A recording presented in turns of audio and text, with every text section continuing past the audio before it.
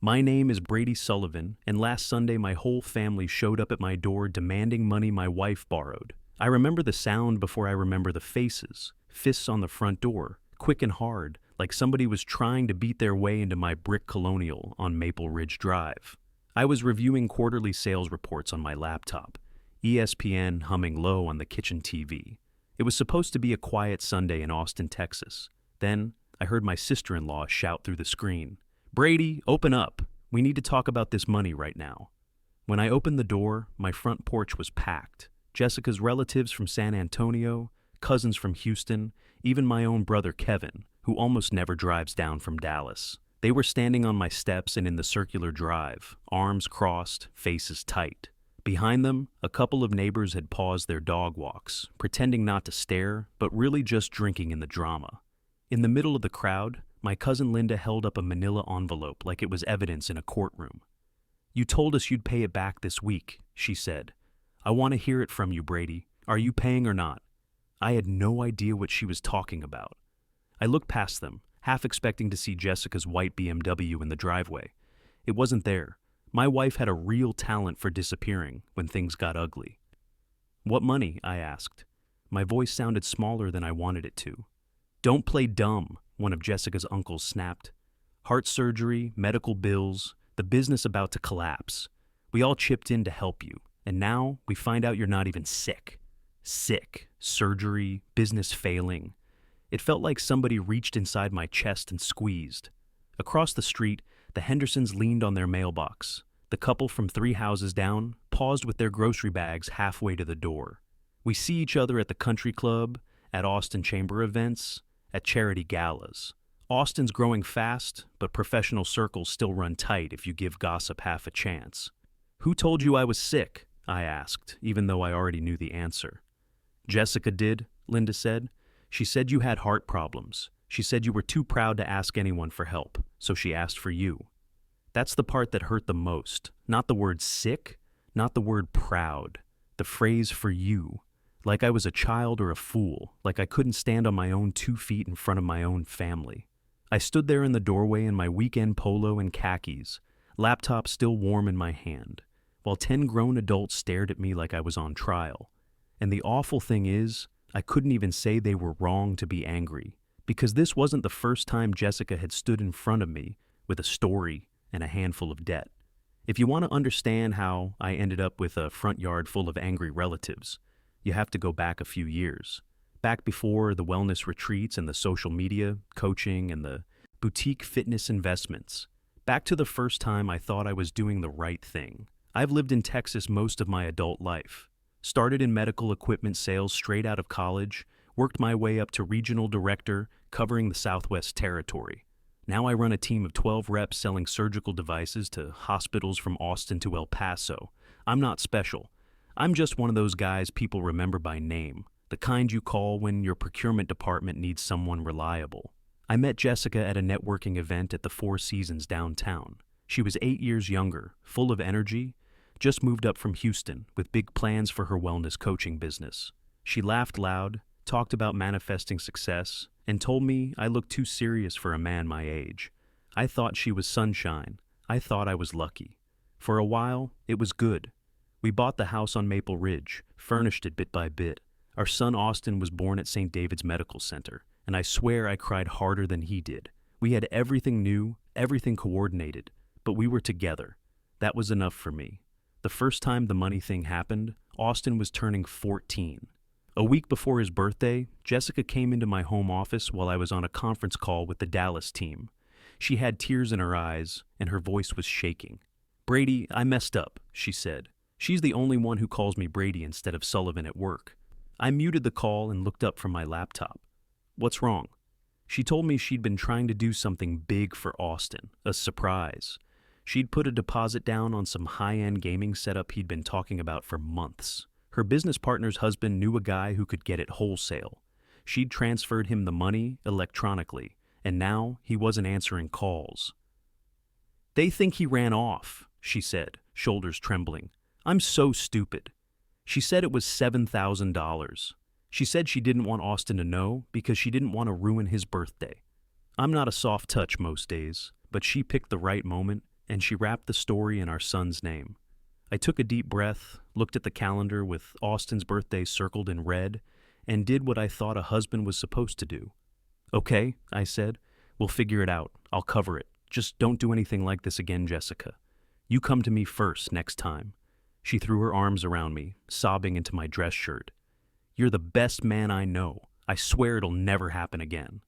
We bought Austin a different gift that year. I picked up some extra territory in West Texas, worked a couple late nights. I paid off the mess over time and told myself it was a one-time mistake, the kind of dumb thing people do when they're trying too hard to be generous. 2 years later, it was worse. That time, Jessica said it was her health. I found her in our master bathroom that second time, sitting on the edge of the jetted tub, staring at the marble floor like the world had caved in beneath her feet. It was a Tuesday night. I'd just gotten home from a client dinner, still wearing my suit.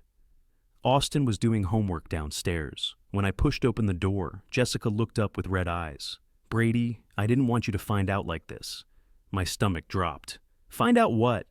She handed me a crumpled paper from a clinic on the north side. I saw words like abnormal, follow-up required, oncology referral. Before I could ask anything, she started crying, shoulders shaking harder than the first time. They think it might be early-stage cancer," she whispered. "I didn't want to scare you. I didn't know what to do." I sat down beside her, feeling the cold tile against my knees. The world went quiet except for the sound of my own heartbeat pounding in my ears. My mother died of cancer when I was 28.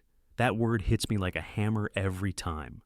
"What did the doctor say exactly?" I asked. She said she needed a special test, something insurance wouldn't cover up front, something time critical. She'd already scheduled it. She told me the deposit was $12,000 and she hadn't wanted me stressed while I was closing the quarterly numbers.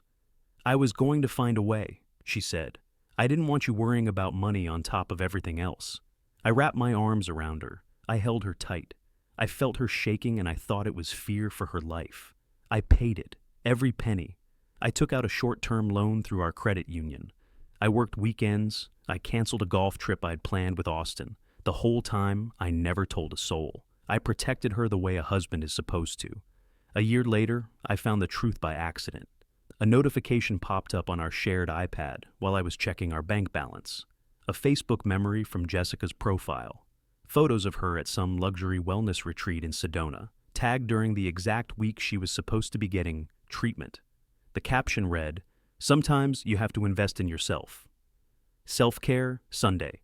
Es stars or worth it, our transformation." I remember staring at that screen until my eyes went dry. That night, I confronted Jessica. She cried, denied it, swore the retreat was part of her healing process. And maybe because I didn't want to face what it meant, I let the argument fade. I told myself people handle stress differently. I told myself she was confused, scared about her health. I wanted my marriage to be real, so I convinced myself the lie wasn't.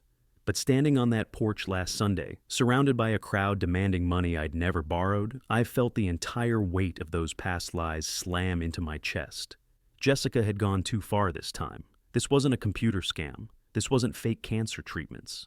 This was my name, my professional reputation in a city where everyone knows everyone, a place where a lie can stick to you longer than a credit report black mark. I looked at my relatives all angry and confused. I looked at my neighbors watching from their lawns, and then I saw Austin step out onto the porch behind me. He wasn't a boy anymore, 19 years old, shoulders wider than mine now. But the look in his eyes, that hurt, that disappointment, it cut deeper than anything the crowd had thrown at me. "Dad," he said quietly, "Mom's been lying. I heard her on the phone this week. She told Aunt Karen you needed money because of a heart condition." His voice wavered just a little. I didn't know what to do. I felt something inside me harden, not anger, not even betrayal, something colder, something final. I stepped out onto the porch and shut the front door behind me, and for the first time in a long while, I looked at every single person with a clear mind. "How much did she borrow?" I asked. One by one, they told me. 3,000 here, 5,000 there, 10 from this cousin, 14 from that one. All for me. All because Jessica had told them I was sick or broke or refusing to ask for help. Not one word of it true. I didn't yell, I didn't break down, I didn't defend myself. I just nodded, held up a hand and said, "Give me until Saturday evening. Come back here. I'll explain everything." They didn't know what to make of that. Some tried to argue, others muttered under their breath. But one by one, they left the porch and drifted back to their cars. When they were gone, I finally let the truth settle into my bones. I wasn't saving Jessica anymore. I was preparing for what came next. And this time, I wasn't forgiving. I spent that whole Monday morning sitting in my BMW outside the office complex, hands on the wheel, staring at the glass building across the parking lot. I wasn't sure if I felt angry or just tired. The kind of tired that sits deep in your bones. After 20 minutes, I finally went inside, fired up my computer, and got to work like nothing had happened. Habit is a strong thing for a man my age, but all day long, between client calls and territory reports, my mind kept circling the same truth. Jessica wasn't done lying. Not to me, not to anyone. And if I didn't put a stop to it now, she'd drag my name through every professional circle in Texas. So, that night after dinner, takeout Thai food Austin ordered, I waited until I heard Jessica in the shower. Then, I walked into the living room and placed a small recording device behind the decorative bowl on the built-in shelf. It was no bigger than a thumb drive, the kind my attorney friend at the country club told me was perfectly legal as long as it was in my own home. I didn't know what I'd catch. I only knew I needed proof, not just for the relatives, for myself. The next afternoon, the first recording came through on the app. Jessica was pacing our living room, phone pressed to her ear, voice sharp and full of that dramatic tremble she'd perfected over the years. "Of course Brady doesn't know," she was saying. "He'd never ask for help. I swear the man would die before admitting he needs money." I listened from my car outside the office as she told her friend about borrowing from family, about how she'd manage it later, about how she deserved a little comfort after everything she put up with. Her tone wasn't scared or sad. It was confident, smug, like she believed she'd never face consequences. Something in me cooled all the way down, not rage, something steadier, a sense of direction. The next morning, before the markets opened, I drove to our credit union with a stack of documents and screenshots from my banking app. The branch manager, Mrs. Rodriguez, who's known me since I started my first business account, took me into her office. She scanned the documents, then looked up with a puzzled frown. "Brady, none of this matches your account history. You're not behind on anything. There are no medical bills, no business loans in default. Your credit score is excellent." I nodded. "So, you're telling me my wife's been using my name to borrow private money?" She hesitated, then said softly, "I think she's been using your reputation, Brady. That's a different kind of theft." I drove back to the office with that line echoing in my head. Your reputation.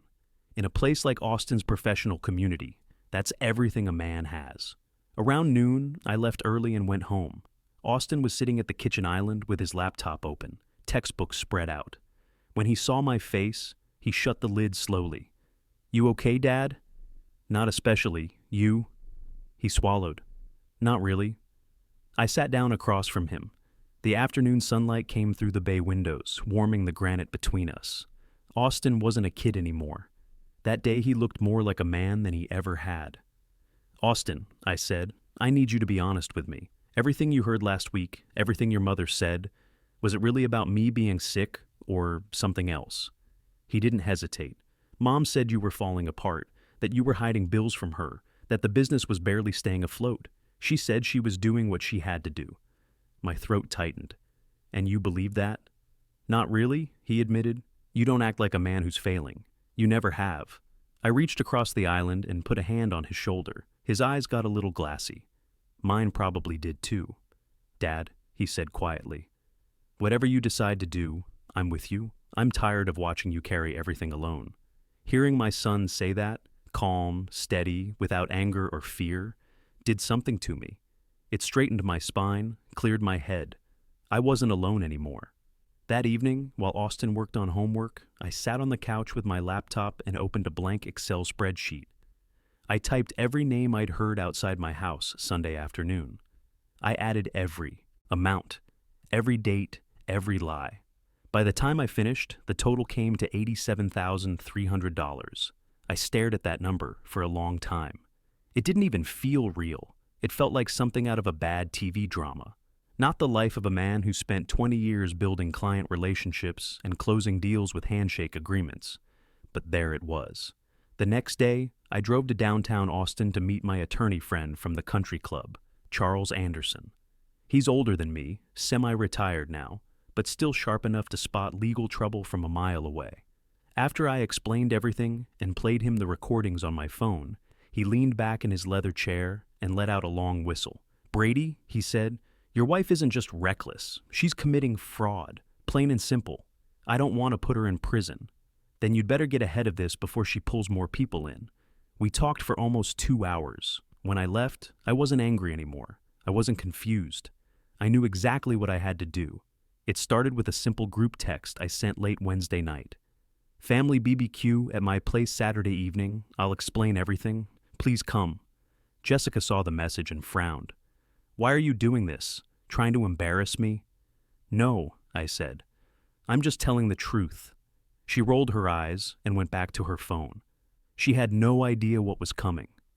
By Friday evening, the house felt tense in a way I couldn't quite describe. Jessica was moving around like a woman waiting for a storm to pass. Quiet, irritable, pacing from room to room, but pretending everything was normal. She kept asking what food I was planning to grill, what relatives had RSVP'd, whether we needed more patio furniture. She thought this was going to be like the other times. Brady will smooth it over. Brady will take the blame. Brady will pay. But this time, I was very, very calm, and that made her nervous. Saturday morning, I was up before sunrise. I made coffee, checked my phone, and stepped outside onto the back deck. The air had that soft Texas warmth, the kind that promises a scorching afternoon. I stood watching the neighborhood wake up, sprinklers running, joggers passing, the faint hum of someone firing up a lawnmower early. Normal life, ordinary life. And then there was my life, turning into something I never asked for. Inside, Austin was loading the dishwasher. He moved with quiet purpose, watching me the way a son watches a father he suddenly understands in a new light. "You ready for tonight?" he asked. "I am," I said. "Are you?" Austin nodded. "Yeah, I'm with you, Dad." That meant more to me than he'll ever know. Around noon, I went to Best Buy to pick up a longer HDMI cable for the TV we were setting up on the patio. When I walked in, a couple of guys from the chamber nodded but slowed down, like they wanted to say something. I knew why. Word travels in Austin's business community faster than a July thunderstorm. "Hey, Brady," one of them said, clearing his throat. "Everything okay?" we heard. "Well, you know." I gave him a single nod. "Working on it." The men looked relieved, like that was enough. Because for all the gossip, folks around here still trust a man's word when he says he's handling it. Back home, I set up the TV outside, ran the HDMI cable, tested the audio. I wanted everything to work perfectly. No excuses, no hesitation. No way for Jessica to twist the truth tonight. She came outside mid-afternoon wearing a bright sundress, makeup done too carefully. She was trying to look composed, respectable. It struck me how much she cared about appearances while caring so little about the real damage she'd caused. "You're making a big deal out of nothing," she said. "My family is dramatic, that's all." "Your family isn't the only one coming," I replied. She froze. "Who else did you invite?" "Everyone." Her face twitched, but she didn't say anything.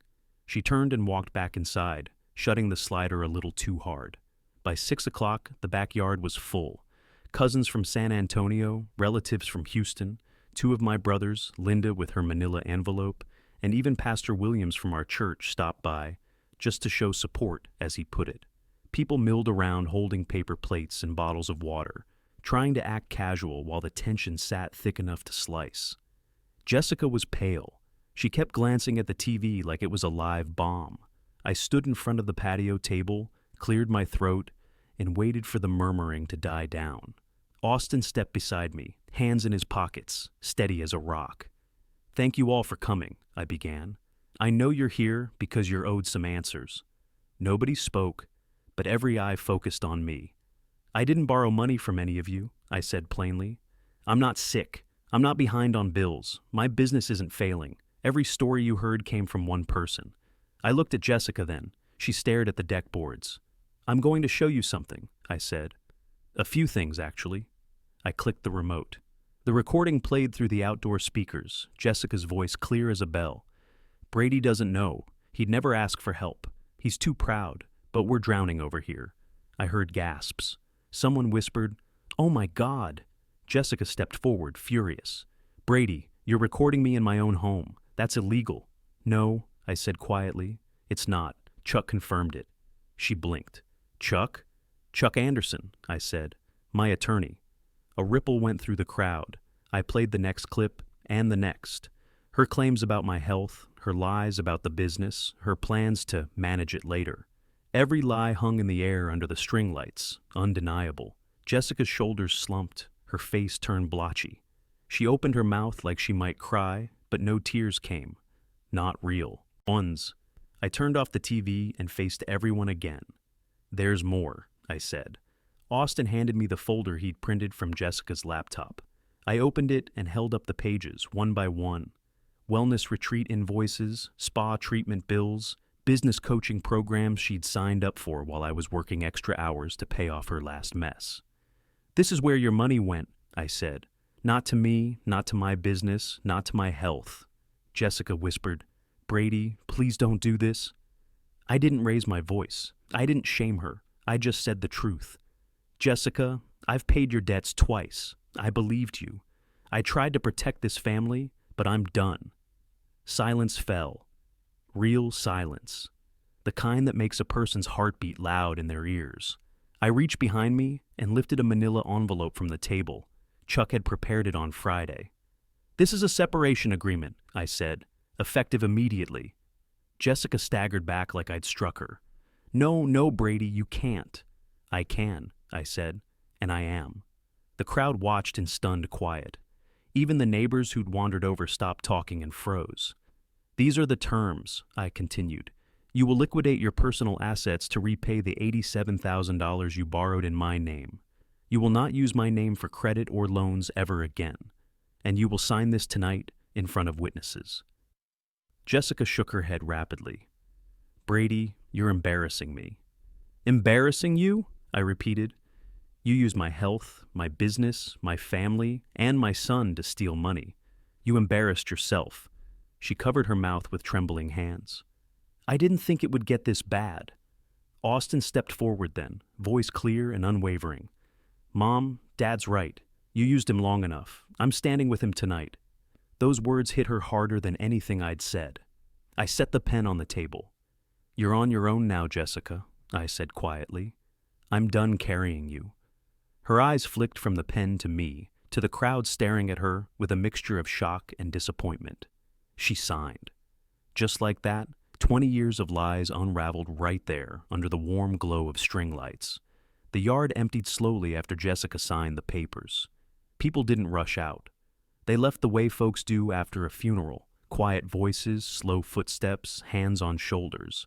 Some gave me a long look. Some hugged me. A few apologized, even though none of this had been their fault. When the last car finally pulled away and the glow from the taillights faded, I stood alone on the deck, listening to the cicadas buzzing in the oak trees. The grill had gone cold. Plates and cups were scattered across the outdoor dining table. It looked like any ordinary family gathering, except it had just dismantled my marriage. Austin stepped outside with 2 trash bags and that soft, steady presence. He didn't say anything at first. He just started helping me clear plates, stacking them, folding chairs, wiping down the table. Working in silence with my son reminded me of the old days when he used to help me wash my car in the driveway. Small hands passing me tools, big eyes watching everything I did. After a few minutes, he stopped, leaned on the table and said, "Dad, I'm proud of you." I didn't expect that. I've spent my whole life trying to be the kind of man my kid could look up to. Hearing him say it after all he'd seen felt like a warm hand on a wound I didn't realize had been bleeding. "You shouldn't have had to see all this," I said quietly. He shook his head. "I needed to. I needed to understand what was happening. And I needed to know you weren't going to let her keep doing this." We finished cleaning up together. By the time we were done, the backyard looked normal again. Calm, peaceful, like nothing had happened. But everything had changed. Jessica's signature sat on the kitchen counter next to Chuck's envelope. The ink was still fresh. She was packing in the master bedroom, moving fast, slamming drawers, breathing hard. Every few minutes she stopped, like she was waiting for me to come in and say I'd changed my mind. I didn't. Around midnight, she came downstairs with a rolling suitcase and a duffel bag. Her eyes were red, but something in her expression told me she was still trying to figure out a way back in. "Brady, where am I supposed to go?" "Your sister in San Antonio offered earlier," I said plainly. "You'll be fine tonight." She opened her mouth like she wanted to argue, but the look on my face must have told her the conversation was over. She walked out without another word. The garage door opened. Her BMW hadn't been sold yet. That would come soon. But she drove away into the quiet Austin night, shrinking into a pair of fading taillights. And just like that, the house felt different. Lighter, sadder, yes, but lighter. Austin stayed on the couch that night, blanket over him, phone in hand. I walked through the living room and paused. "You can go upstairs, you know," I said. "I'm good here," he replied. "Just want to make sure you sleep okay." It was such a simple thing, but it meant everything. The next week moved slow. I met each relative one by one, handed them envelopes filled with repayment, every dollar accounted for, every receipt copied for records. All of it came from Jessica's assets: the BMW, the jewelry, the business equipment she'd bought with borrowed cash. I didn't keep a cent for myself. I wanted the ledger closed, not just on paper, inside me. One by one, they all said the same thing. "Brady, we're sorry, we didn't know." And every time, I said the same thing. "It's all right, it's done now." At the country club, old Don Patterson clapped me on the back and handed me a cold beer. "You handled it like a man ought to," he said. Straight, calm, honest. I didn't feel proud. I didn't feel victorious. I just felt steady, like a man who finally set down a load he'd been carrying too long. That Friday evening, a week after the BBQ, I walked alone along Lady Bird Lake. The water moved slow and easy beneath the Congress Bridge. The sun dipped low over the hills, casting everything in gold. I leaned on the rail and let myself feel the quiet. For the first time in years, I wasn't waiting for the next lie, the next bill, the next apology that didn't mean anything. I wasn't bracing for anything. I was standing again on my own 2 feet. The Saturday after everything settled, I woke up before sunrise. Not because I had to, just because my body's been waking up early for 20 years. I brewed a pot of coffee, stood by the kitchen window, and watched the sky lighten over the neighborhood. The street was quiet, peaceful. For the first time in a long while, I didn't feel that knot of dread in my stomach, wondering what new mess Jessica had made. Austin came downstairs, rubbing his eyes, hair sticking up on one side. "Morning," he mumbled. "Morning," I said, sliding a mug of coffee his way. He took it, sat at the island, and looked around like he was seeing our house for the first time. "It's quieter," he said. "Yeah," I replied. "It is." He gave a small smile, just a faint one, but enough to tell me he felt it too. Later that afternoon, we cleaned the garage together. Not because it needed it, though it probably did, but because fathers and sons clean garages when they can't quite say everything they're feeling. We didn't talk much, just worked. That simple rhythm, him handing me a wrench, me hauling old boxes out of the corner, felt like reclaiming something I didn't realize I'd lost. When we finished, Austin leaned on the workbench. "Dad, I meant what I said the other night. I'm proud of you. I know this wasn't easy."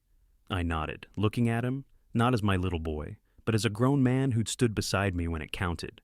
"Life's messy," I said, "but you handled it with more honesty than most men twice your age." Emotion flickered in his eyes, and he nodded. "You know, folks sometimes say life falls apart in your 50s, that everything gets harder. But I don't believe that anymore. I think life sharpens around that age.